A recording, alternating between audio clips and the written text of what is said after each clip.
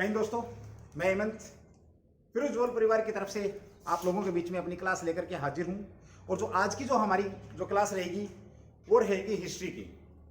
जैसा कि जो मेरे पुराने स्टूडेंट उनको पता, हम पढ़ रहे हैं मॉडर्न हिस्ट्री, और मॉडर्न हिस्ट्री में भी हम जो बात कर रहे हैं यूरोपियन कंपनियों का भारत में आगमन, और इन सब बातों को लेकर के हमने 5-6 क्लासें अपनी इससे पहले दे चुका हूं मैं, और वो आ चुके हैं, आप लोग अच्छे से पढ़ चुके होंगे। चलिए दोस्तों, जो हमारा टॉपिक चल रहा है, अगर मैं सीधी बात करूं तो हमारा टॉपिक चल रहा है यूरोपीय कंपनियों का भारत में आगमन। और उसमें जो आगमन के हिसाब से, जैसे सबसे पहले पुर्तगाली आए, उसके बाद डच आए, फिर अंग्रेज आए, वो सारी की सारी बातें हम यहां पर कर रहे हैं। और आज का जो हमारा टॉपिक है वो है अंग्रेज, कि किस प्रकार से अंग्रेज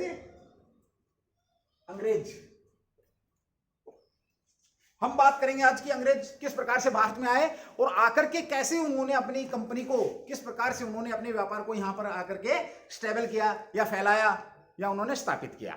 अब इससे जो पहले वाली जो क्लास है हिस्ट्री की, जो मेरे नए स्टूडेंट हैं जो मुझे पहली बार देख रहे हैं, वो इससे पहले वाली क्लास को देखेंगे तो आप लोगों को पता लग जाएगा कि हमने कैसे कैसे क्या किया। फिर भी मैं थोड़ा सा बता देता हूं, मैंने वहां से शुरू किया था 1599 में, जब इंग्लैंड के अंदर जो कुछ व्यापारियों का समूह इकट्ठा हुआ, उस व्यापारियों के समूह ने यह निर्णय लिया कि जिस प्रकार से पुर्तगाली लोग, यूरोपियन जो पुर्तगाली लोग हैं वो एशियन या पूरी देशों के साथ व्यापार कर रहे हैं, उसी तरीके से हम भी व्यापार करें। और उन्होंने एक सभा इकट्ठी करी लॉर्ड मेयर की अध्यक्षता में, और साथ ही उन्होंने महारानी एलिजाबेथ से परमिशन लेकर के भारत के साथ या एशियाई जो देशों के साथ उन्होंने व्यापार करना प्रारंभ किया। वहां से हम बात कर रहे हैं किस प्रकार से न्यू कंपनी बनी, किस प्रकार से 1688 के अंदर किस प्रकार से क्रांति हुई, कैसे मतलब उनको परमिशन मिली, पहली बार 15 साल की मिली, 15 साल की परमिशन किसने दी, उसके बाद लाइफ टाइम उसको शाश्वत किसने किया, ये सारी की सारी बातें। New company, general society company, ये सारी कंपनियां, 3-4 कंपनियां हुई, उसके बाद 3-4 कंपनियां इकट्ठी हुई, यहां तक हम लोग पढ़ चुके हैं। और लास्ट में जब इस ईस्ट इंडिया कंपनी की स्थापना भारत के अंदर हो चुकी है, इनका आपस में जो भी डिस्प्यूट था वो समाप्त हो चुका, और सारी कंपनियां एक बनकर के भारत के अंदर व्यापार करने के लिए आ चुकी हैं।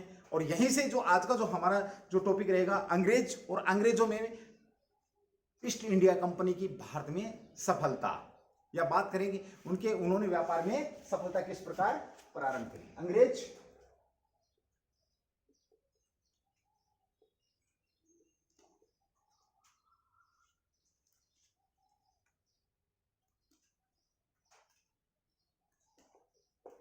इसके ऊपर हम बात करेंगे आज। देखो भी दोस्तों, ऐसे तो अगर मैं बात करूं, ये टॉपिक इस टाइप का है कि कभी इन्होंने कहीं कंपनी स्थापित की, कभी कहीं करी, कभी कहां करी, कभी किसी राजा के साथ करी, कभी किसी सूबेदार के साथ समझौता करके वहां पे इन्होंने अपनी कंपनी लगाई। लेकिन हम यहां पर कुछ जो इंपॉर्टेंट बातें हैं उन्हीं के ऊपर बात करेंगे। चलिए दोस्तों, बात करूं, मैं सबसे पहले बात करूं कि अंग्रेजों की जो व्यापारिक यात्राएं थी, सबसे पहले वो एशिया में कहां के लिए हुई। प्रथम व्यापारिक, सबसे पहले या प्रारंभिक व्यापारिक, इसको लिख सकते हैं हम प्रारंभिक व्यापारिक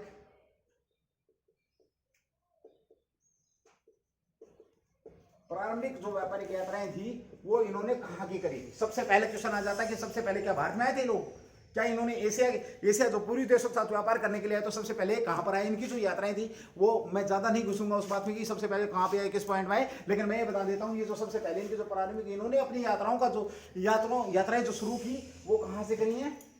जावा, सुमात्रा,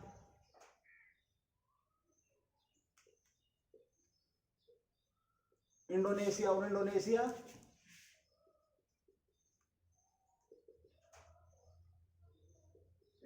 के द्वीप, इंडोनेशिया द्वीप और मलक्का।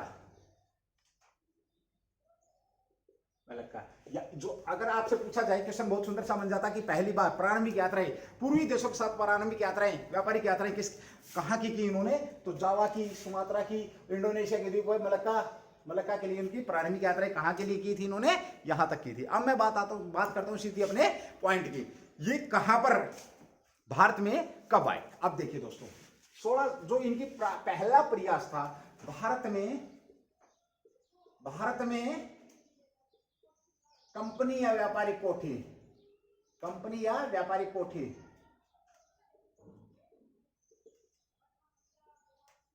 व्यापारिक कोठी की स्थापना का पहला प्रयास कब किया भाई इन्होंने?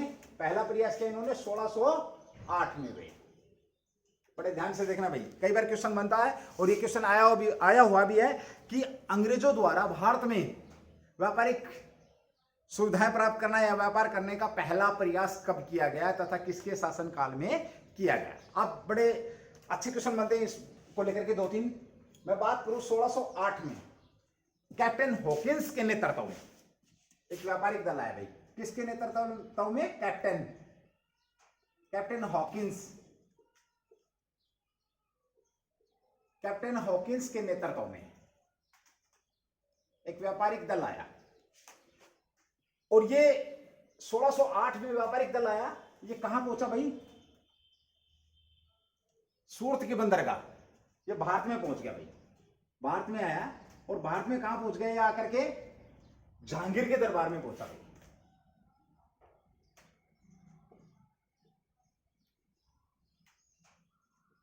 जहांगीर के दरबार में पहुंच गया और इसने क्या किया? जहांगीर के दरबार में पहुंच करके कुछ व्यापारिक सुविधाएं प्राप्त करने की इसने कोशिश करी कि भाई जिस प्रकार से और जो लोग हैं, डच लोग हैं, पुर्तगाली लोग हैं, ये व्यापार कर रहे हैं तो हमें भी वही व्यापार करने का मौका दिया जाए। अब मैं यहां पर आप लोगों को 2-3 बातें बताऊंगा।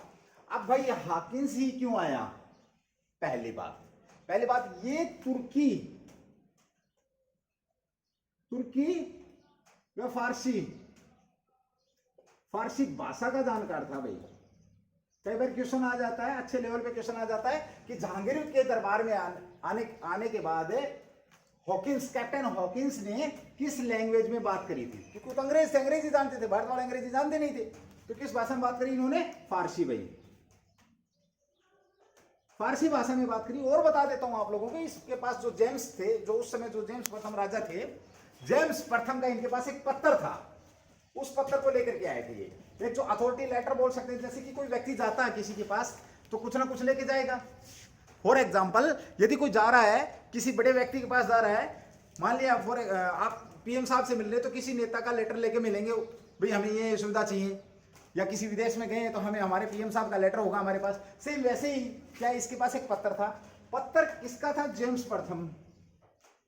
प्रथम का पत्थर था इनके पास। और ये पत्थर था किसके नाम? बड़े गौर करने वाली बात है भाई। यहां पे कई बार क्या होता है, विवाद भी उठता है, ध्यान रखना इस बात को। ये जो पत्थर था इसके पास, ये था अकबर के नाम भाई, अकबर के नाम पत्थर था। इस पत्थर को लेकर के ये आया था किसके दरबार में? जहांगीर के दरबार में। जहांगीर के दरबार में आया, सॉरी, और अकबर के नाम पत्थर था। यहां पर जहांगीर ने क्या किया? इसे 400 मनसब, एक मनसब प्रथा थी, 400 मनसब प्रदान कर दिए। 400 मनसब प्रदान कर दिए किसको? कैप्टन हॉकिंस को। दूसरी बात बताऊंगा आप लोगों को, यहां पर इनको व्यापारिक सुविधाएं देने की अनुमति प्रदान कर दी गई। जहांगीर ने क्या किया? फर्स्ट टाइम क्या किया? अनुमति दे दी भाई, ठीक है आप व्यापार कर सकते हैं। लेकिन स्थानीय व्यापारी और पुर्तगालियों के विरोध के कारण, स्थानीय व्यापारी और पुर्तगालियों के विरोध किया। किसने किया? विरोध, इस बात का विरोध किया किसने भाई? स्थानीय व्यापारी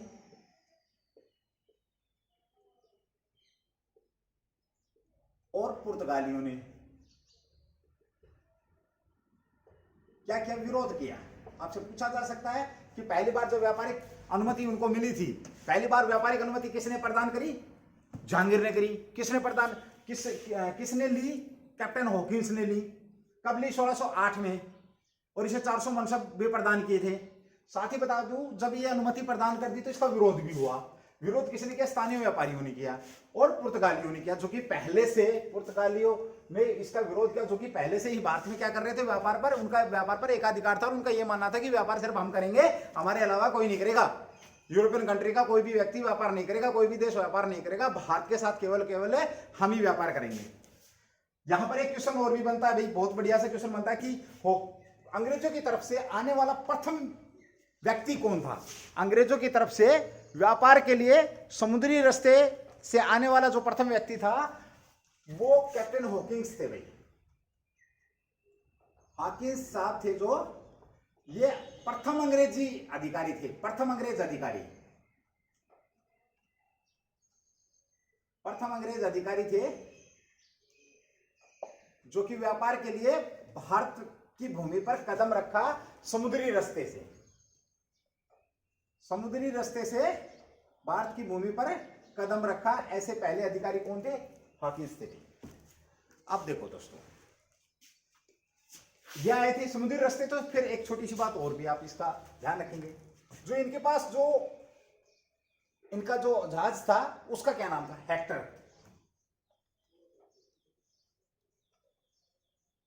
हेक्टर नामक जहाज इनके पास था। हेक्टर नामक जहाज लेकर के ये यहां पर आए थे। चलिए दोस्तों, एक बार मैं फिर एक बार थोड़ा सा समझाऊंगा, आपको यहीं पे याद हो जाएगा, आपको रटने की जरूरत नहीं है। देखिए दोस्तों, ऐसी बात है भाई, ऑनलाइन क्लासेस देनी हमारी मजबूरी हो रखी है अभी फिलहाल। आपको भी पता है लॉकडाउन का समय है, और मैं मेरी तरफ से, उज्जवल परिवार की तरफ से पूरी कोशिश कर रहे हैं कि सब सब्जेक्ट की क्लास आप लोगों तक दी जाए, और हम कोशिश भी कर रहे हैं। देखना ना देखना आपके ऊपर है, कैसे देखते हैं। हम कुछ आप लोगों से चार्ज तो कर नहीं रहे हैं, फिर भी हम आप लोगों के बीच में बने हुए हैं। हम अपनी बेस्ट देने की कोशिश कर रहे हैं। ये आप सबको ऑलरेडी आप लोगों को पता, आपका भविष्य आपके हाथ में है। ऐसा नहीं है कि जिंदगी भर ऐसे ही लॉकडाउन रहेगा, जिंदगी भर परीक्षाएं नहीं होंगी। ये दुनिया मित्रों ऐसे ही चली थी, ऐसे ही चलेगी, ऐसे ही चलती रहेगी। शाम के बाद सवेरा जरूर होता है। कुछ लोग पूछेंगे आपसे आगे चल के, और उनमें सबसे पहला मैं ही हूंगा जब कभी आमने सामने होंगे। लॉकडाउन में टाइम पास किया या टाइम का यूज किया? मेरा क्वेश्चन बड़ा सुंदर होगा। आज भी जो लोग मेरे को देख रहे हैं और कभी आमना सामना हुआ, जो लोग नहीं पहुंच सकते मेरे से, तो फोन पे बात कर सकते हैं। हम अपने डिस्क्रिप्शन में नंबर देते हैं 7838724721। कभी भी किसी भी समय बात कर सकते हैं। आपकी कंपटीशन एग्जाम को लेकर के, कैरियर को लेकर के कोई भी अगर आपकी समस्या है तो उसका हम 100% रिजोल्व करने की कोशिश करते हैं, उस समस्या का समाधान करने की कोशिश करते हैं। लेकिन पढ़ना तो आप लोगों को ही पड़ेगा। आप चाहे कुछ भी थिंक करिए, आई डोंट नो, मुझे इस चीज से कोई लेना देना भी नहीं है, ना ही मुझे पता है। चलिए दोस्तों, मैं बात कर रहा हूं अपने इस टॉपिक की। तो मेरा कहने का मतलब ये था कि आप लोग इस क्लास को पूरी क्लासें देखें, पूरी क्लासें देखें, समझें। जहां पे डाउट है आप कमेंट्स करें। आए हुए भी है पीछे कमेंट्स मेरे पास। अगर मैं पढ़ना चाहूं तो मैं एक दो लोगों के नाम भी लूंगा। जैसे पिछली जो मेरी क्लास थी हिस्ट्री की, उसके ऊपर कमेंट्स किया था राकेश का, ये राकेश है, राकेश का कमेंट था, नाइस गुरुजी, थैंक यू भाई दोस्त। उसके बाद ये मोनिका दैया, गुरुजी बहुत बढ़िया। ये उसके बाद पूजा रानी है जो विजेंद्र सिंह के नाम से आईडी इनकी, इन्होंने भी लिखा हुआ काफ़ी कुछ। सर बहुत बढ़िया सर, बहुत टाइम दे रहे हैं, थैंक यू थैंक यू। आप लोगों के जो कमेंट्स आते हैं वो हमारे बड़ा मोटिवेट करते हैं। उसके बाद ये अपने अभिषेक हैं, इनका भी आया हुआ है। चलिए, इस प्रकार से काफ़ी लोगों के कमेंट्स आते हैं जो कि बड़े अच्छे लगते हैं, और आप लोग भी कमेंट्स करेंगे। जहाँ पे समस्या है वो पूछ सकते हैं, कोई दिक्कत नहीं है भाई। लेकिन दोस्तों, पढ़ना तो आपको पड़ेगा, आपका टाइम है। मैं फिर एक बार उस क्वेश्चन को दोहरा रहा हूं, लॉकडाउन में टाइम पास किया या टाइम का यूटिलाइज किया? होना तो सब कुछ है। बहुत सी नेगेटिविटी दिमाग में आ रही होंगी, पेपर तो होने नहीं है, फलाने ने घोषणा कर दी, उस मंत्री ने बोल दिया, उसने बोल दिया, ये होगा, सेंटर से ये होगा, दुनिया में ये होगा, देश में ये होगा। अरे भाई, जो हो रहा है और जो होने वाला है उस पर आपका ना कुछ आप उस पर कंट्रोल कर सकते हैं। आप सिर्फ उसको देख सकते हैं। उसको देख करके अपना दिमाग खराब मत करिए, और ना ही अपने टाइम को खराब करिए। मैंने ये आपकी 2-3-4 मिनटें खराब कर दी तो मैं एक्स्ट्रा करा दूंगा, उसके लिए माफी चाहूंगा। हाँ, नेट यूज हो रहा है वो मैं मान सकता हूँ आपकी। चलिए दोस्तों, बात करी मैंने किसकी बात करी? अंग्रेजों की बात करी थी। हमारे जो पिछली क्लास चली थी अंग्रेजों की चली थी, किस प्रकार से उन्होंने 1599 में एक जो व्यापारिक समूह था जिसके लॉर्ड मेयर अध्यक्ष है, उन्होंने कोशिश करके और कंपनी की स्थापना करी थी। Governor and merchant of London of trading into the east Indies company करके स्थापना करी थी उन्होंने। और उसके बाद 3-4 कंपनियां और बनी। इंग्लैंड में क्रांति हुई, ब्रिटेन की सर्वोच्चता स्थापित हुई। वो सारी की सारी बातें हमने अपनी पिछली क्लास में करी हैं, जो नए स्टूडेंट वो देख सकते हैं। उसके बाद आज जो मैंने बात करी अंग्रेजों की, कि किस प्रकार से भारत में अंग्रेज है। तो सबसे पहला व्यक्ति भारत के अंदर कौन आया? कैप्टन हॉकिंस आए। कब आए? 1608 में। समुद्री रास्ते व्यापार के लिए ये पहुंचे हैं भाई। कहाँ पहुंच गए भाई? ये पहुंचे हैं कहाँ पर? जहांगीर के दरबार में सॉरी, जहांगीर के दरबार में पहुंच गए। और जहांगीर के दरबार में पहुंच करके इनके पास एक पत्र था। पत्र किसका था? जेम्स प्रथम का पत्र था। और उस पत्र को लेकर के इन्होंने बोला कि हमारे को कुछ व्यापारिक की सुविधाएं चाहिए। और जहांगीर जो थे उन्होंने इनको व्यापारिक सुविधा दे भी दी। और हॉकिंस क्यों आए थे? क्योंकि ये तुर्की और फारसी भाषा के जानकार थे। जब इन्होंने दरबार में बात करी तो फारसी भाषा में इन्होंने बात करी। ऐसा हमने मतलब पढ़ा है। फारसी भाषा में बात करी और उसके बाद 400 मनसब भी प्रदान कर दी और सूरत में फैक्ट्री लगाने की या व्यापारिक कोठी स्थायी व्यापारिक लगाने की इनको परमिशन भी दे दी। लेकिन क्या होता क्या है कि जब कोई व्यक्ति बाहर से आकर के काम करने की कोशिश करता तो वहां पर उसका विरोध करने वाले भी लोग रहते हैं। हालांकि राजा ने परमिशन दे दी, बादशाह ने परमिशन दे दी, मुगल बादशाह ने परमिशन दे दी है। जो पत्र था जेम्स वर्थम का था, नाम किसके? जो बादशाह थे उनके फादर के नाम था, अकबर के, महान अकबर के नाम था पत्र। चलिए, जब विरोध हुआ तो उस अनुमति का क्या गया? कैंसिल किया गया। अब क्वेश्चन पूछा जा सकता है सबसे पहली बार अनुमति किसने दी? तो जहांगीर ने दी। किसने ली? तो कैप्टन हॉकिंस ने ली। उनके जहाज का नाम क्या था? हेक्टर था। कब आए? 1608 में आए। कौन सी भाषा में बात करी? ये भी आप लोगों को पता लग गया। उसके बाद मैंने बात करी आप लोगों से कि भाई ये अपना प्रारंभिक यात्राएं, ये पहले था, ये बताना चाहिए था मुझे। प्रारंभिक अंग्रेजों ने जो प्रारंभिक यात्राएं कहां से शुरू कर, जो एशिया के लिए करी थी, वो कहां से? जावा, सुमात्रा, इंडोनेशिया व मलक्का। अब आप एक बार इसको राइट डाउन कर लें ताकि फिर मैं आगे बढ़ूंगा किस प्रकार से उन्होंने आगे अपनी कोशिशें जारी रखी। जल्दी करके आप एक बार इसको राइट डाउन करेंगे भाई।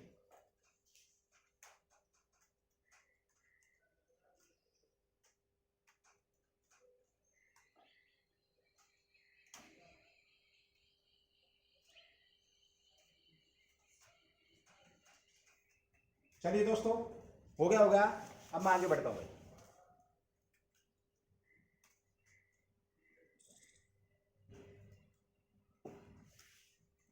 देखिए भाई, पढ़ना तो पड़ेगा। दुनिया ना किसी से रुकी है ना रुकेगी, और जिस चीज के ऊपर हमारा क्या बोलते हैं नियंत्रण ही नहीं है, उसके बारे में सोच के अपने आप दिमाग को खराब करने की आवश्यकता नहीं है। ये मेरा मानना है, अपने खुद के व्यू हैं। बाकी तो आप मैच्योर है, समझदार हैं। चलिए भाई, यहां पर क्या हुआ? 1608 में अनुमति कैंसिल कर दी। आप लोगों को पता लग गया, ये सारी की सारी बातें हो चुकी हैं। और जब सूरत के बंदरगाह पर कैप्टन हॉकिंस आया था, परमिशन ली लेकिन दोबारा से कैंसिल होगी स्थानीय व्यापारी विरोध के कारण। तो होता क्या कि 1611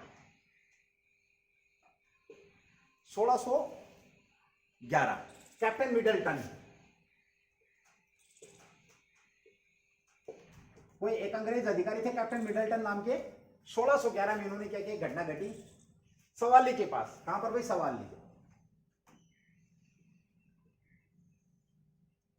सवाली के पास इन्होंने क्या किया? कैप्टन मिडलटन ने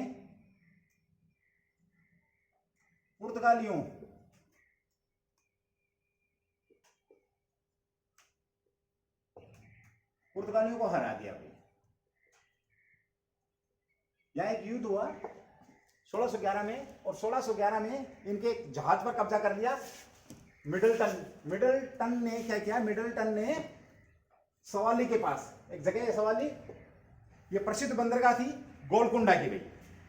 कैप्टन जो ये मिडलटन रहे हैं, मिडलटन ने सवाली में पुर्तगालियों के जहाजी बेड़े को, भाई जहाज को क्या कर दिया? इन्होंने हरा दिया। अब इस बात को लेकर के जब ये हरा दिया पुर्तगालियों को लेकर के, तो जहांगीर काफी प्रभावित है भाई, बादशाह काफी प्रभावित हुआ। जो मुगल सम्राट थे वो काफी प्रभावित हुए इस बात से, और इन्होंने क्या किया? 1613 में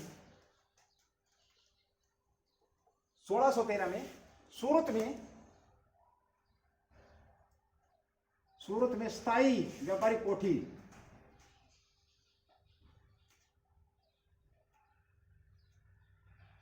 स्थायी व्यापारिक फैक्ट्री स्थापित करने की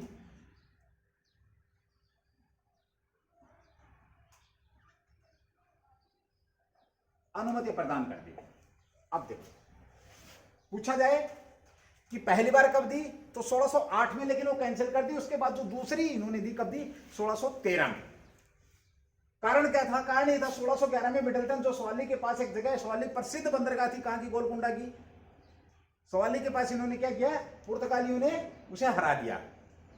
गोलकुंडा एक राज्य था, उसकी बंदरगाह थी, वहां पर पुर्तगालियों को हरा दिया। इससे बादशाह कौन? जहांगीर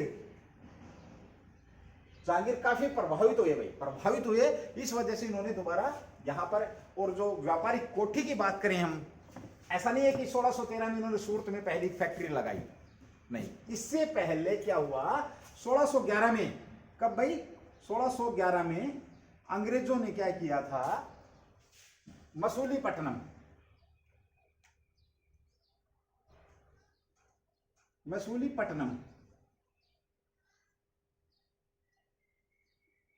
जिसको मछलीपट्टनम भी बोलते हैं, मसूलीपट्टनम में अपनी व्यापारिक कोठी की स्थापना कर ली।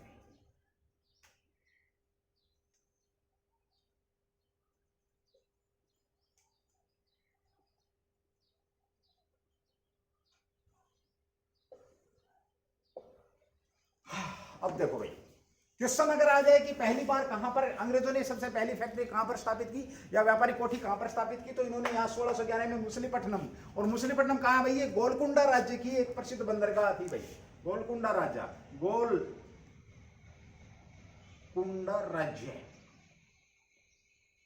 गोलकुंडा राज्य की एक प्रसिद्ध जगह थी। यहाँ पर ये इससे पहले बादशाह की परमिशन देने से पहले इन्होंने यहाँ पर क्या कर लिया, अपनी व्यापारी की कोठी की स्थापना कर ली। लेकिन 1613 में सूरत में जब स्थायी फैक्ट्री लगाई तो ये इनका क्या केंद्र बन गया भाई, सूरत में जो इनका क्या था, व्यापारिक प्रमुख मुख्य केंद्र बन गया, व्यापारिक केंद्र बन गया। कौन सी, आपसे पूछा जा सकता है कि आरंभ में इनका व्यापारिक प्रमुख केंद्र कौन सा था, तो 1613 में सूरत में जब फैक्ट्री लगाई, स्थायी कारखाना यहाँ पर स्थापित किया, तो इनका बन चुका था।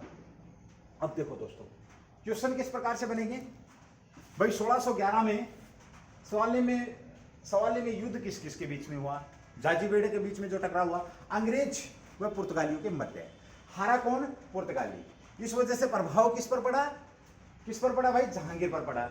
जहांगीर पर प्रभाव पड़ा तो 1613 में जहांगीर ने क्या किया, जहांगीर ने परमिशन दे दी। किस चीज की परमिशन दे दी, कि भाई यहाँ पे फैक्ट्री स्थापित कर सकते हैं। उसके बाद 1611 में, उससे पहले 1611 में इन्होंने मुसलीपट्टनम में क्या, अपनी फैक्ट्री लगा ली, अपनी फैक्ट्री इन्होंने लगा ली। और ये मुसलीपट्टनम या मुसलीपट्टनम गोलकुंडा राज्य का क्या था, एक प्रसिद्ध बंदरगाह थी। फैक्ट्री तो लगा ली इन्होंने यहाँ पे, लेकिन है क्या यहाँ पर जो स्थानीय लोग थे, स्थानीय व्यापारी थे, स्थानीय अधिकारी थे, और जो पुर्तगाली व्यापारी थे, यहाँ पर इनको विरोध का सामना करना पड़ा। अब इस बात से परेशान होकर के, जब इनको विरोध का सामना करना पड़ा, तो इस बात से परेशान होकर के 1626 में, कब भाई 1626 में इन्होंने अपनी दूसरी फैक्ट्री की स्थापना करी। कहां पर भाई, अरमा गांव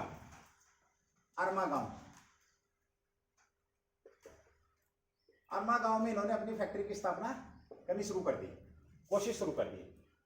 और ये जो अरमा गांव था, 1626 में अरमा गांव में इन्होंने अपनी दूसरी फैक्ट्री लगा ली। यहां जब मुसलीपट्टनम में देखिए, 1611 में मुसलीपट्टनम में यहां जब इन्होंने फैक्ट्री लगाई, तो यहां पर स्थानीय व्यापारियों ने इनसे मन मांगा, स्थानीय जो अधिकारी थे,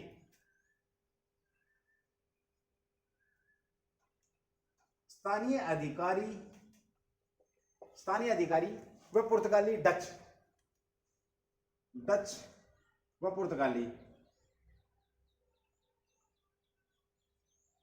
पुर्तगालियों की वजह से क्या, इनको तंगी उठानी पड़ी। और इस चीज से परेशान होकर के यहां से क्या हो गया, इन्होंने दूसरी फैक्ट्री 1626 में अरमा गांव में लगाई। अब अरमा गांव जो था, ये था पुलिकट के पास था, पुलिकट। अगर मेरी पिछली क्लासें देखी होंगे तो मेरा क्वेश्चन यहाँ पे, पुलिकट किसके अधीन रहा उस समय, पुलिकट किसके अधीन था, या यहां पर किसकी व्यापारिक कोठियां थी, ये मेरा क्वेश्चन आप लोगों के लिए कमेंट्स में आप मुझे बताएंगे। अब पुलिकट में जो लोग थे, उनके विरोध के कारण देखिए, वापस उनके विरोध और स्थानीय अधिकारियों के मनमर्जी टैक्स वसूलने के कारण इन्होंने वापस मुसलीपट्टनम की तरफ भाई रुख करना प्रारंभ कर दिया। वापस मुसलीपट्टनम की तरफ इन्होंने रुख करना प्रारंभ कर दिया, क्योंकि वहां पे भी तंग है, यहाँ पे तंग हुए, यहां से तंग होकर के वो 1626 में वहां चले गए, वहां पर भी उनको तंगी का सामना, अरमा गांव में भी तंगी का सामना करना पड़ा।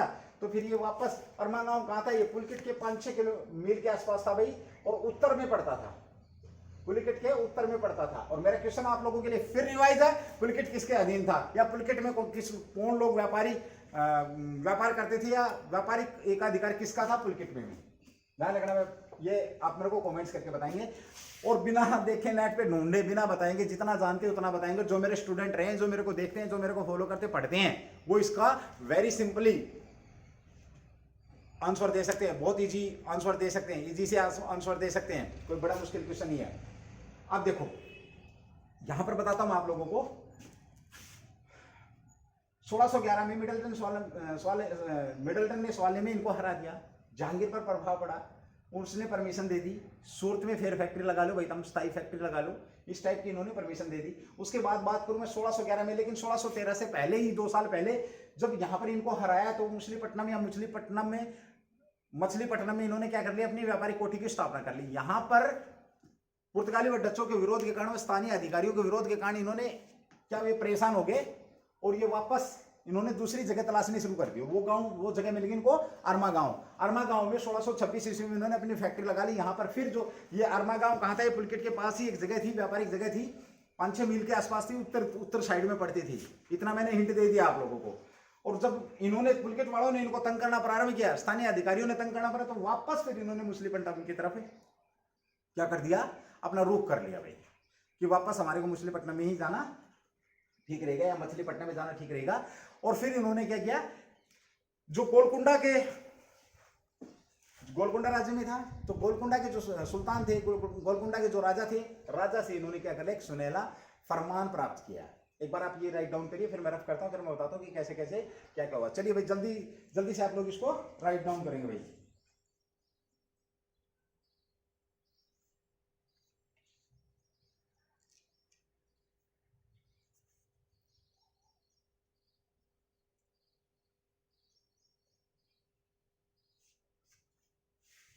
हो गया भाई, चलिए।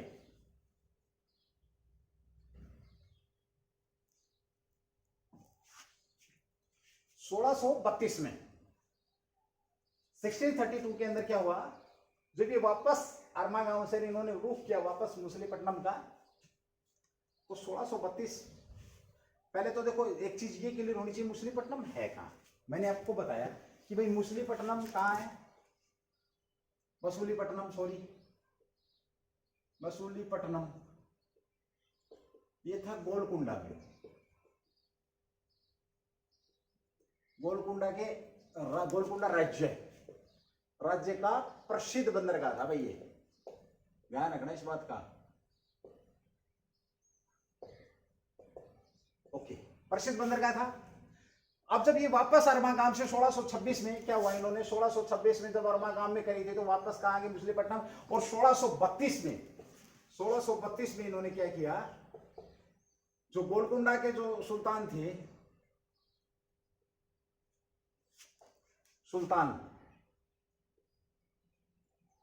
इन्होंने क्या किया, गोल्डन फरमान, सुनहला फरमान या गोल्डन फरमान,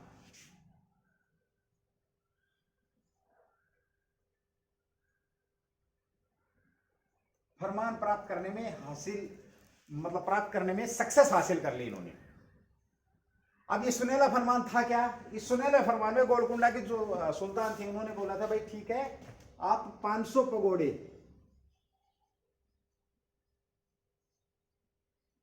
पगोड़े के बदले क्या करेंगे, आप वार्षिक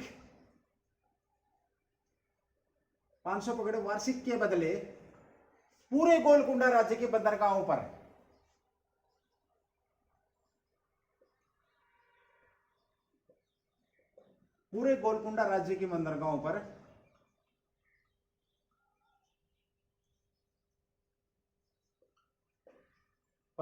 स्वतंत्र व्यापार कर सकते हैं भाई, या व्यापार कर सकते हैं।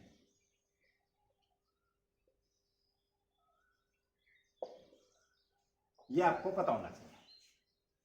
अब देखो मछलीपट्टनम में जब वापस उन्होंने मछलीपट्टनम की तरफ रुख किया, यहां पर एक चीज और निकल के आती है, मछलीपट्टनम में करते क्या थे, ये मछलीपट्टनम में यहां वही एक सेकंड के लिए बीच में छूट गया था, वस्त्र खरीदते थे स्थानीय व्यापारियों से, क्या करते थे, स्थानीय वस्त्र खरीदते थे या खादी के वस्त्र खरीदते थे, और उन वस्त्रों को कहां पर भेजते थे, बांटम। और स्थानीय जो अधिकारी थे स्थानीय व्यापारियों से क्या करते थे, वस्त्र खरीदते थे, बांटन बेचते थे। यहाँ पर पुर्तगाली और डच इनका विरोध करते थे क्योंकि ये इनको ज्यादा पैसा देना प्रारंभ कर दिया इन्होंने। अच्छा ओके, अब 1632 में वापस जब इन्होंने किसकी तरफ अपना रुख किया, वापस मछलीपट्टनम की तरफ रुख किया, तो गोलकुंडा के जो सुल्तान थे उन्होंने इनको सुनहला फरमान दे दिया। कई बार क्वेश्चन आया हुआ कि सुनहला फरमान किसने किसको दिया था। सुनहला फरमान अंग्रेजों को दिया गया था। किसने दिया था? गोलकुंडा के सुल्तान ने दिया था भाई। और इसमें था क्या, 500 पगोड़े बदले वार्षिक 500 पगोड़े वार्षिक के बदले पूरे गोलकुंडा राज्य में, राज्य के बंदरगाहों पर व्यापार कर सकते थे, ऐसा उस फरमान के अंदर लिखा गया था। यहां तक आप लोगों को शक नहीं होना चाहिए, यहां तक आप लोगों को पता होना चाहिए कि हुआ क्या था, कैसे कैसे क्या हुआ। लेकिन दोस्तों ध्यान रखना, यहां पर और बता दूंगा आप लोगों को, सुनहला फरमान जरूर ले लिया। जब बादशाह की परमिशन कुछ नहीं कर सकी तो सुनहला फरमान क्या करेगा, इसका क्या करेगा, जो मुगल बादशाह जिसका कि पूरे भारत के ऊपर साम्राज्य था, तो यहां पर भी इन्होंने स्थानीय अधिकारियों से बच नहीं पाए भाई। स्थानीय जो अधिकारी थे ये मन मर्जी इनसे टैक्स लेते थे और ये यहाँ पर बच नहीं पाए। तो इन्होंने क्या किया, ये और ज्यादा बेटर जगह यहाँ पर देखनी इन्होंने प्रारंभ कर दी कि भाई जहां पर हमें और ज्यादा व्यापारिक सुख सुविधाएं मिल सकें, इन्होंने अपनी जगह तलाश करनी प्रारंभ कर दी। यहां तक क्लियर होगा? आप लोग एक बार इसको फिर राइट डाउन करें, फिर मैं एक बार रफ करके फिर आगे बढ़ता हूँ। जल्दी जल्दी करो एक बार आप थोड़ा सा, फिर आगे चलता हूँ।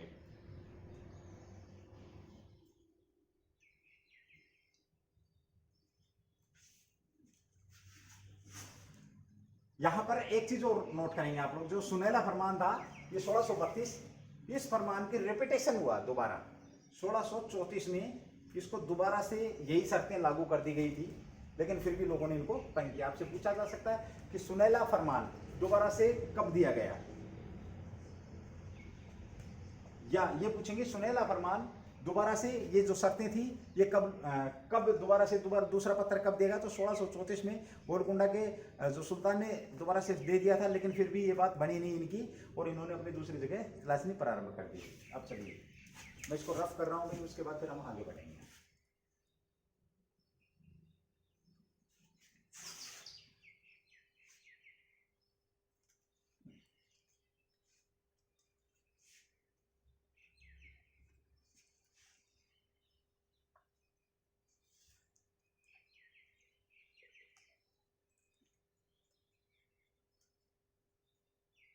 सोलह सौ उनतालीस कब भाई? 1639 में।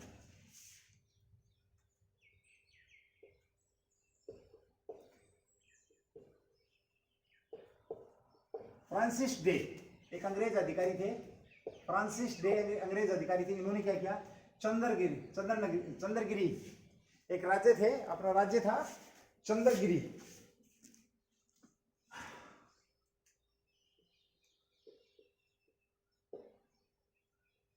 चंद्रगिरी राज्य से, चंद्रगिरी के राजा से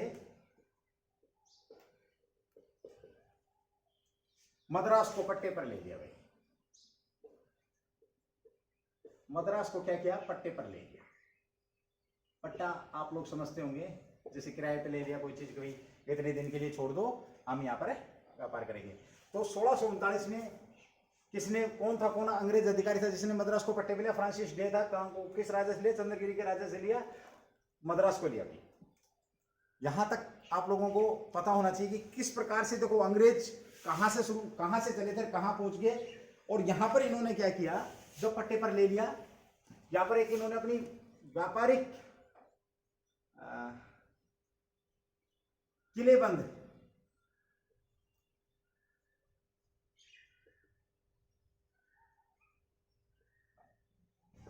किलेबंद व्यापारिक कोठी की स्थापना की।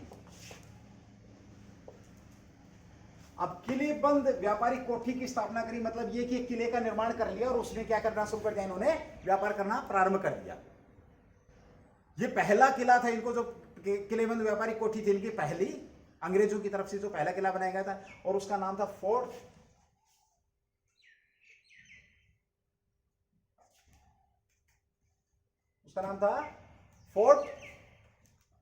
ये अपना फोर्ट सेंट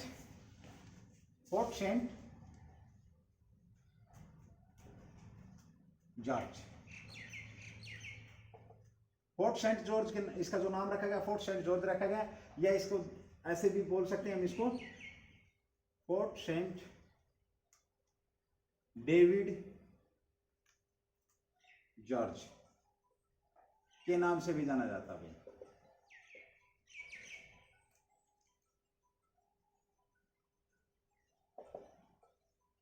पहले जो व्यापारिक कोठी थी उसका क्या नाम था, ये आप लोगों को पता हो गया।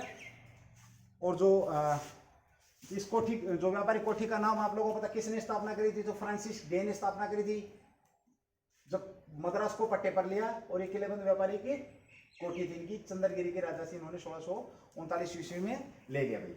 उसके बाद देखो यहां तक इनकी प्रोग्रेस रही। इन्होंने मछलीपट्टनम में, देखो समझने वाली बात है, इन्होंने मछलीपट्टनम में स्थापित की।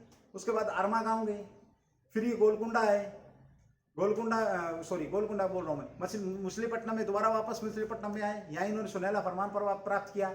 इसी के साथ फिर 1639 में जो फ्रांसिस डे थे, इन्होंने क्या कर लिया, एक ये अपना प्राप्त कर लिया दोबारा से, एक ये पट्टा ले लिया इन्होंने, पट्टा मिल गया मद्रास का। और यहाँ पर इन्होंने व्यापारिक जो किलेबंद कोठी की स्थापना कर दी। और इसी के साथ 16 उधर की बात करूं मैं, वापस जहांगीर के दरबार की बात करूं थोड़ी सी, एक बार वहां भी देखेंगे आप। 1615 में सर टॉमस रो आए हैं। 1615 में सर टॉमस रो आए जहांगीर के दरबार में, और इन्होंने भी कुछ व्यापारिक सुविधाएं हासिल कर ली। अगर मैं कहूं तो कुछ ये भी व्यापारिक सुविधा हासिल करने में क्या हो गए, सफल हो गए। और 1623 तक अगर हम पूछे तो अहमदाबाद, सूरत, मछलीपट्टनम आदि में व्यापारिक कोठी स्थापित करने में सफल हो गए अंग्रेज। पूछा जा सकता है आपसे कि 1623 तक अंग्रेजों ने कहां कहां तक अपने व्यापार को फैला लिया था। तो सूरत, बड़ौच, अहमदाबाद, आगरा। सूरत, एक बार दोबारा से लिखेंगे, सूरत, बड़ौच, अहमदाबाद, आगरा आदि में इन्होंने कोठी स्थापित करने में सफलता हासिल कर ली। एक बार आप ये राइट डाउन कर लो भाई, मैं फिर रफ करूं, फिर आगे एक बार बढ़ेंगे भाई।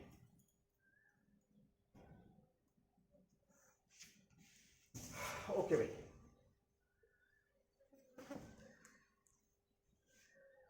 ये हम बात कर रहे, किसकी बात कर रहे थे हम, 1615 में कौन आए, सर टॉमस रो। ये क्वेश्चन आया हुआ भाई, सर टॉमस रो जहांगीर के दरबार में कब आए, या किस मुगल शासक के दरबार में आए। तो सर टॉमस रो के दरबार में आए, यहाँ इन्होंने कुछ व्यापारिक सुविधा हासिल करने में सफलता प्राप्त कर ली इन्होंने। और 1623 तक सूरत, बड़ौच, अहमदाबाद, आगरा, यहाँ इन्होंने अपनी फैक्ट्रियों की स्थापना कर दी। ओके, 1630 में एक संधि हुई भाई, जिसको मैड्रिड की संधि के नाम से जाना जाता है। मैड्रिड की संधि। अब देखो भाई, इंटरनेशनल लेवल का क्वेश्चन बन जाता है, आप लोगों को थोड़ा सा पता होना चाहिए मैड्रिड की संधि किस किस के मध्य हुई। तो मैड्रिड की जो संधि थी पुर्तगाली व अंग्रेजों के मध्य हुई थी। विषय क्या था, पूर्वी देशों के साथ व्यापार में समझौता। पूर्वी देशों के साथ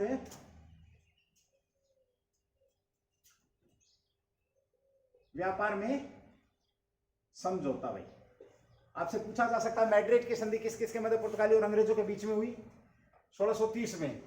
और उसके बाद 1634 या 1634 में जो पुर्तगाली वायसराय थे, पुर्तगाली वायसराय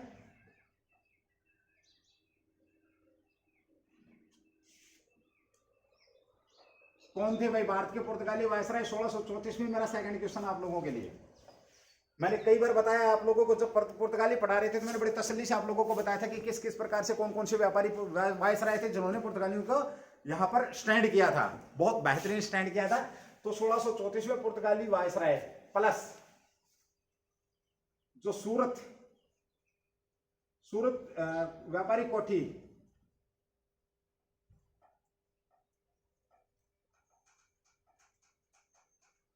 कोठी के अधिकारी, कौन अधिकारी? अंग्रेज अधिकारी या जो मुख्य अधिकारी थे, उनके बीच में समझौता, और समझौते पर साइन कर लिए इन्होंने कि भाई अब आज के बाद हमारे बीच में ये समझौता रहेगा और हम एक दूसरे को व्यापार में सहयोग करेंगे।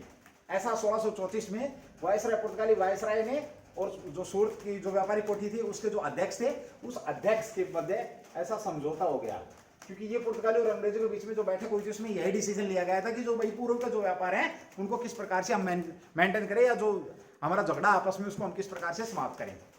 अब जब ये बात होगी, इनका आपस में समझौता हो गया, तो यहां पे बता दूं मैं आपको, चार्ल्स द्वितीय, चार्ल्स द्वितीय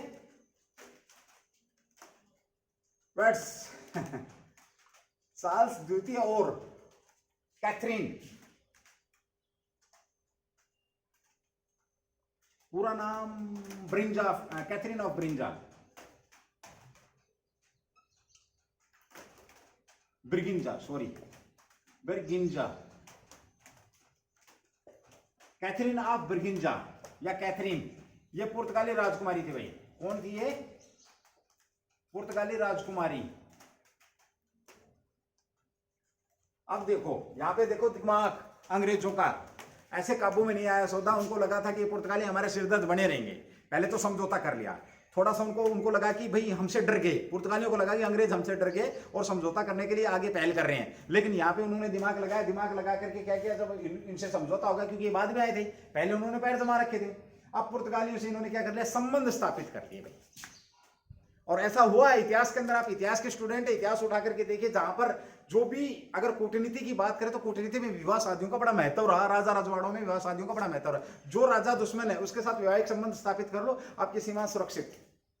ऐसा जो अच्छे उच्च कूटनीतिक के जो राजा थे उनके दिमाग में बातें होती थी, और इसीलिए वो राजा कई कई ब्याह शादियां करते थे। जैसे इधर लगा कि ये राजा मेरे से तगड़ा, तो उससे वैवाहिक संबंध कर लिया, खुद शादी कर ली, नहीं तो अपनी लड़की की या लड़के की शादी कर दी, कुछ भी जैसे भी तैसे भी करके वो उससे वैवाहिक संबंध स्थापित किए। यही हुआ यहाँ पर पुर्तगालियों ने, अंग्रेजों ने क्या किया, पुर्तगालियों के साथ वैवाहिक संबंध स्थापित कर लिए, वैवाहिक संबंध स्थापित कर लिए। और दोस्तों एक बात बताओ, 1661 में ये इंग्लैंड के राजा चार्ल्स द्वितीय, कौन है? इंग्लैंड के राजा हैं, इंग्लैंड के राजा हैं, इंग्लैंड के राजा और पुर्तगाल की राजकुमारी, पुर्तगाली राजकुमारी कैथरीन, कैथरीन ऑफ बिरगिंजा। पूरा नाम क्या था इनका? Catherine of Braganza, Braganza, Braganza. दोबारा से लिखता हूं मैं थोड़ा सा, बिरगिंजा। इनके बीच में व्यवहारिक संबंध स्थापित हो गए कब भाई? 1661 में। अब जब व्यापारिक संबंध वैवाहिक संबंध स्थापित हो गए तो रिश्तेदार बढ़ गए। अब तक तो दुश्मन थे, अब रिश्तेदार बढ़ गए। अब जब रिश्तेदार है तो भाई दान दहेज की बात तो यहाँ आएगी, या दान दहेज की बात आएगी तो बता दूं मैं आप लोगों को, चलिए मैं रख नहीं करूंगा भाई। 1661 दिख रहा है पता नहीं, चलिए 1661 में भी, 1661 में क्या हुआ, ये शादी होगी, और इस शादी में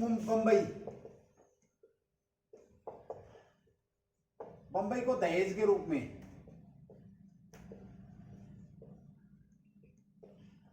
अंग्रेजों को दे दिया भाई। कितनी अच्छी बात है। अब तक लड़ाई लड़ के मर रहे थे, कुछ नहीं मिल रहा था, अब दहेज में बंबई जैसा बंदरगाह मिल गया, प्रसिद्ध बंदरगाह। क्या बात है भाई, बंबई को दहेज में दे दिया। और ये उससे भी ज्यादा मान निकला, कौन? चार्ल्स द्वितीय जो इंग्लैंड के राजा थे, इन्होंने क्या किया, 10 रुपए 10 पाउंड वार्षिक किराए के लोकर के ले की बात है भाई, वार्षिक पर बंबई को अंग्रेजों को दे दिया भाई।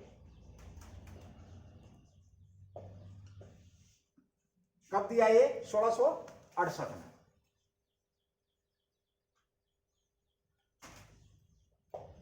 अब क्वेश्चन बड़े ध्यान से सुनना भाई, बंबई अंग्रेजों के अधीन कब हुई? तो बंबई अंग्रेजों के अधीन तो 1661 में जब दहेज में दे दी थी तभी होगी थी। लेकिन क्वेश्चन अगर यहां पर यह आ जाए कि बंबई को कंपनी के अधीन कब किया गया, तो बंबई को कंपनी के अधीन 1668 में किया गया। 10 पाउंड वार्षिक कर के बदले या किराए के बदले चार्ल्स द्वितीय ने क्या किया, कंपनी को दे दिया कि आप इससे व्यापार करें, मुझे 10 पाउंड दे दें आप बस। जिसके लिए युद्ध कर रहे थे, लड़ाई कर रहे थे, वो सारी की सारी बातें यहाँ पर खत्म होती नजर आ रही है। और बड़ा दिमाग लगाया अंग्रेजों ने, गोरों ने बड़ा दिमाग लगाया। और यहाँ पर भाई एक बार मैं रिवाइज करा देता हूँ, बहुत सी बातें, बहुत सारे क्वेश्चन ऐसे कहे अनकहे, सुने अनसुने, लेकिन जो आपके पॉइंट ऑफ एग्जाम के व्यू से आपके एग्जाम में काफी बार आ चुके हैं या आने वाले हैं, वो सारी बातें मैंने यहाँ पर की। देखिए 1630 में क्या हुआ, मैड्रिड की संधि हुई, पुर्तगाली में अंग्रेजों के बीच में। किस किस के बीच में? पुर्तगाली अंग्रेजों के बीच में हुई। और यहाँ पर क्या हुआ, जो ये जो संधि होनी थी, संधि का विषय क्या था? विषय था कि भाई पूर्वी देशों के साथ व्यापार में जो झगड़ा पट्टी चल रही है, जो झगड़ा हो रहा है, उसको किस प्रकार से समझौता किया जाए। 1634 में जो पुर्तगाली वायसराय थे और सूरत फैक्ट्री के जो अध्यक्ष थे, व्यापारिक कोठी के जो अध्यक्ष थे, उन्होंने क्या किया, आपस में समझौता कर लिया, सिग्नेचर कर लिए। अब यहीं पे घटना घटी 1661 की जो घटना ने तो इसका रंग ही बदल दिया। चार्ल्स द्वितीय जो इंग्लैंड के राजा थे, चार्ल्स द्वितीय, उन्होंने जो पुर्तगाली जो राजकुमारी थी कैथरीन ऑफ ब्रिगिंजा जो राजकुमारी थी, उनका आपस में क्या हो गया, शादी हो गई, उनकी आपस में शादी हो गई। अब तक जो दो दुश्मन थे वो एक हो गए हैं, ठीक है। उसके बाद 1600 और इस शादी में क्या हुआ, सबसे बड़ी बात ये थी, हमें जो पढ़ने वाली बात है भाई, बंबई कैसे मिली अंग्रेजों को, बंबई कैसे मिली? तो अंग्रेजों को बंबई दहेज में मिली भाई। बंबई है कहाँ? सालसेट द्वीप पर स्थित है, ध्यान रखना इस बात का भाई। सालसेट द्वीप कहाँ पर है? महाराष्ट्र में है, कई बार पूछा जा सकता है। तो सालसेट द्वीप पर जो बंबई स्थित थी, बंबई को क्या किया इन्होंने, दहेज में दे दिया। और 68 में 7 साल बाद इस भाई साहब ने क्या किया, जो राजा जी थे, राजा जी ने उठा करके इसको क्या कहाँ दे दिया, लो भाई तुम 10 करोड़ देते रहो हमारे को, और ये कंपनी के अधीन कर दिए। तो क्वेश्चन बहुत बढ़िया बन जाता है कि कंपनी के अधीन कब भाई, तो 1668 में। और यहाँ पर बता दूं आपको मैं, 1687 एक बहुत बढ़िया क्वेश्चन और डाल के लिख लेंगे, नोट डाल के लिख लेंगे, बहुत बढ़िया है। 1687 में बंबई, 1687 में बंबई को अपना व्यापारिक मुख्यालय बना लिया भाई। व्यापारिक मुख्यालय बंबई व्यापारिक मुख्यालय कब बनी? 1687 में। और आज के डेट में अगर भारत की आर्थिक नगरी के आर्थिक राजधानी के रूप में भी जाना जाता है, किसको? बंबई को जाना जाता है भाई। ये भी आप लोगों को ध्यान रखना है, ठीक है। 1687 में बंबई को व्यापारिक क्या मुख्यालय बना लिया, व्यापारिक मुख्यालय। तो फिर जब ये 1687 में बनाए तो भाई व्यापारिक मुख्यालय था क्या? तो मेरे मित्रों, सूरत, आरंभ से ही सूरत इनका व्यापारिक मुख्यालय रहा था अंग्रेजों का। लेकिन 1687 में क्या कर दिया इन्होंने, 1687 में इसको बंबई को व्यापारिक मुख्यालय बना लिया। और बता दूं आपको, 1669 से 1677 तक बंबई का जो गवर्नर था, गेराल्ड ओंगियार,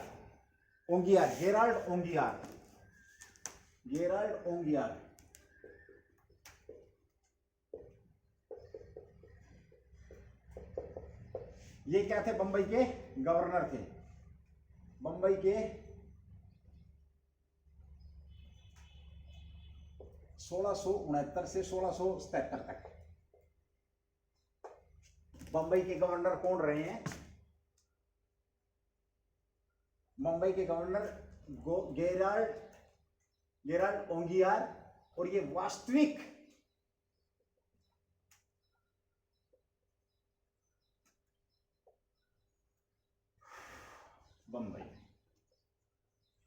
वास्तविक संस्थापक को बंबई के वास्तविक संस्थापक के नाम से किसे जाना जाता है? तो गेराल्ड ओंगियार को जाना जाता है, जो कि 1669 से लेकर के 1677 तक बंबई के गवर्नर रहे थे अंग्रेजों की तरफ से। चलिए दोस्तों, यहाँ पर मेरा समय मुझे इजाजत नहीं दे रहा है, काफी टाइम हो चुका है, फिर भी चलिए 1 मिनट में आपको रिवाइज करा देता हूँ, फिर आगे बढ़ता हूँ। देखिए दोस्तों, हमने बात करी मैड्रिड संधि की, बात करी, आप लोगों को बता चुका हूँ 1634 पुर्तगाली कैथरीन और उनका विवाह हुआ। उसके बाद हमने बात करी बंबई की, तो बंबई में जो गेराल्ड ओंगियार थे, ये 1667 से और 1669 से लेकर के 1677 तक ये इसके रहे हैं, गवर्नर रहे, और यही वास्तविक इनको शासक के रूप में जाना। 1687 में बंबई को इन्होंने क्या अपना व्यापारिक जो था प्रमुख मुख्यालय यहाँ पर स्थापित कर लिया। इससे पहले सूरत था।